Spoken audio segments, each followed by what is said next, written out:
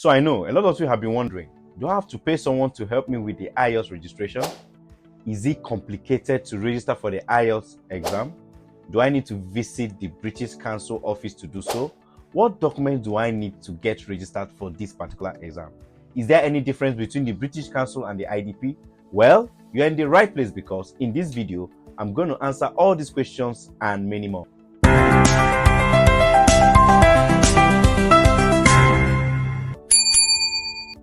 First off, I want to clear up a common question.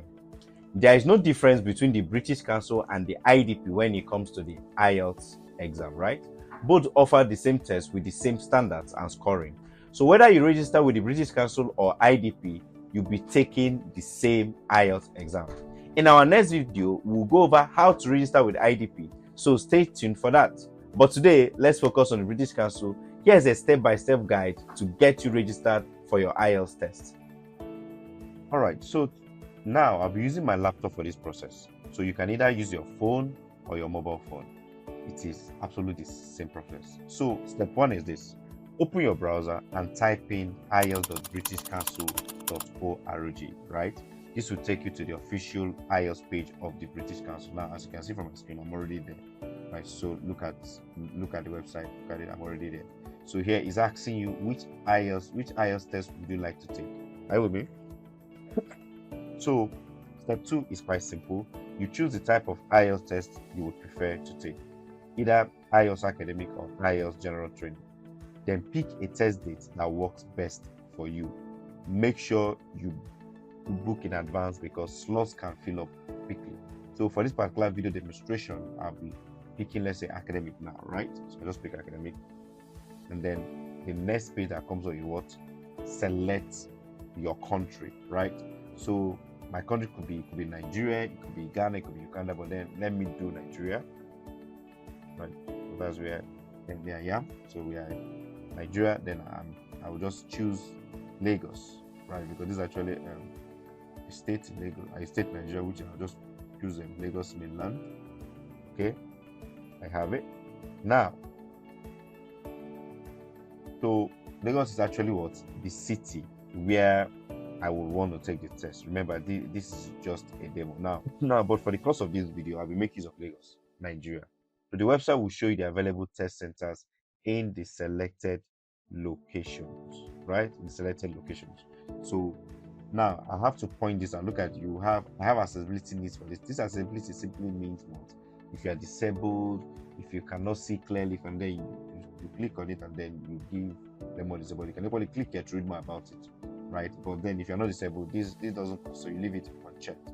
So here you have IELTS on computer, and they are telling you that results appear in 3 to 5 days, right? We have IELTS on paper. Here they're telling you result is available in what? That they have never mind.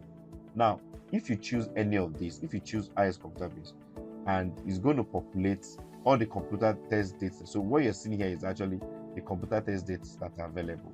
Now, when we change it to IELTS on paper, observe what happens here. This actually changes, right? Automatically, the available tests. So you discover that the highlighted ones are actually the available test centers, right? But when you say I don't mind, it's going to populate a combination of both the days in which they are taking the IELTS, the paper-based test, and the ones in which they are taking the computer-based. So everything comes together, right? So this is actually to help you to make up your mind. So for this particular video, let me just leave it at I don't mind, and then say show me all the days. Let's say let me choose the day. So let's assume I want to register. I'll just register. I'll just choose 24th of August. Right? Let me do that. Click on it and then I say search for test. Now I'm waiting now. Look at what it's giving me. So it has given me the name of the place. It has given me the address of the test center. Look at it. So you are going to see the address, right? And look at this. So you now say book the test. So the next step is this. You need to take now. If you already have an account with the British Council, you just have to log in. If not, you will need to create your own account. Fill in your personal details accurately to avoid any issues later on. That is very important. And I have to say this because your international passport is very, very important.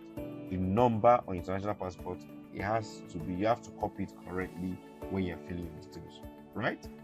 So remember, this is just what a demonstration video. Now, if you look at this, and you see something that says speaking test in speaking schedule. Now you are given permission to change your speaking schedule, right? So you can just click on it and then look at what we have here. Change written test, change and all. So you can equally change your, so you can choose sorry. So look at the dates that are available. You have 20th August, you have 21st August and all that. So you can choose any time that is convenient for you, right? So for the sake of this this video, let me just pick this one, right? You can pick anyone provided that it's convenient for you to attend, right? You now have complete your booking. So you hit on what? Book test, right? So once that is done, it's actually requesting for some details. So let's just do this. Let me just use mine. Let me use this email address and do this. All right, so once I'm done, it asks me I should check my email address. Now, why is it doing this? Because if you already have an account with the British Council, you just have to log in. If not, you will need to create your own account, fill your personal details, and make sure that your information are really filled. That's just the way it works, right? So check email address. All right, it's opening. So obviously, this is actually telling me that I don't have an account, right? So I'll just click on what register for an account, right? And it's asking me to create a password. I'll simply just allow Google to do a stain, suggest password, gives me, and then just go, I am 18 and over, and just register for an account. I just hit on it, and then that information is being processed, right? So here am I now. So I don't know why it's giving me this, but I'm just use sign in. All right, so as you can see now, it's telling me that hi, you are now logged in, right? So I've logged in after creating. So remember, when you create your account, you need to go back to your email to confirm that particular to confirm the particular email address, so it automatically brings you to this place, right? So here is actually who you are booking for. You can just see you're booking for yourself. Click on it, and then you fill in all your details. Now please pay attention to this. Now first name, you type in your first name here, then your middle followed by your middle name. Are you with me? And you type in your surname, right? If you don't have any surname, you can put it here, but I believe that you should have one. Now this date of birth should be in your international passport. Very important. You have your sex, male and female. You just identify your sex, your gender, where you are. Then you put in your number. Because I chose Nigeria, that's why it's giving me the Nigeria code. If you pick Ghana, it's going to see +2. If you pick Uganda, you're going to see your country code there as well. So you have control. Then you now put your address. Now fill in all these things, right? Highlight all these things, and then you click save and continue. Now the next page that you will definitely be shown will be what? You'll be asked to upload a scanned copy of your international passport, right? I can't do this because this is actually a demo, because if I do this, I'll definitely be filling the details, and then they'll have my record, right? But I'm not ready to take the test right now. That's why I'm not filling this. But this is just the most important thing that you need to know, right? So the next, when you click on this save and continue, the next place that you are saying will be what?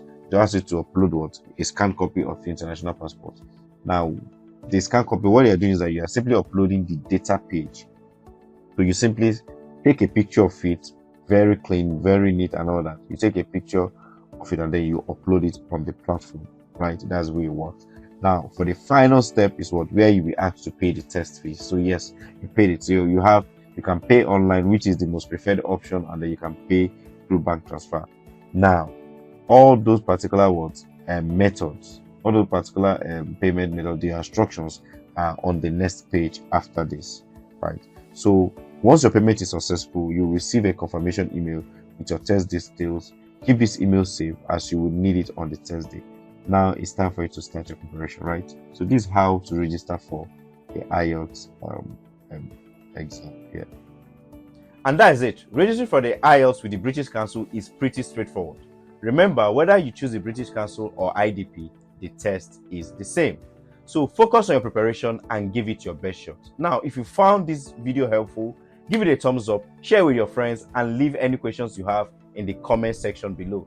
Don't forget to subscribe to the channel for more tips on acing the IELTS and other helpful content.